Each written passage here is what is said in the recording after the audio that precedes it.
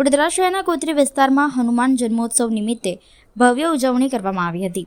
ભક્તિ અને ઉત્સાહના માહોલ વચ્ચે વિશાળ શોભાયાત્રા યોજાઈ હતી। ગોત્રી વિસ્તારમાં આવેલ ભયભંજન દેવ હનુમાનજી મંદિરથી ભવ્ય શોભાયાત્રાનું પ્રસ્થાન કરવામાં આવ્યું હતું। આ શોભાયાત્રા મારુતિ મેદાન સુધી પહોંચી હતી, જ્યાં તેનું ભવ્ય સમાપન થયું હતું।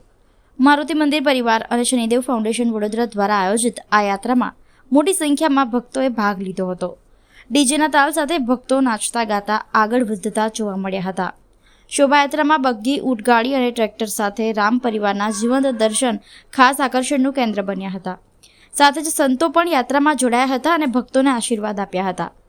ગોત્રી ખાતે યોજાયેલા ગુરુવંદના મહોત્સવ અંતર્ગત શ્રી હનુમંત ચરિત્ર કથા પ્રસંગે આ શોભાયાત્રાનું આયોજન કરવામાં આવ્યું હતું।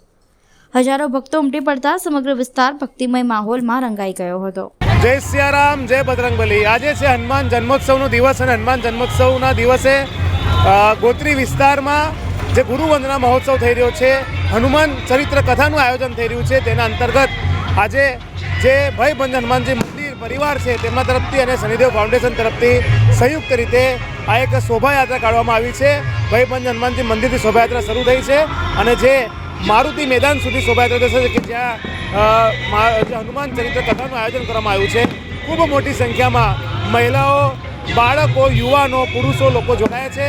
અનેક ઝાંકીઓ છે અને ખૂબ સુંદર માહોલમાં, સરસ માહોલમાં આજે હનુમાનજીની શોભાયાત્રા તેમાં નીકળ્યા છે। હું તમામ ભાવિ ભક્તોને ફરીથી શનિદેવ ફાઉન્ડેશન અને ભયભંજન હનુમાનજી પરિવાર તરફથી શુભકામનાઓ પાઠવું છું। જય સિયારામ।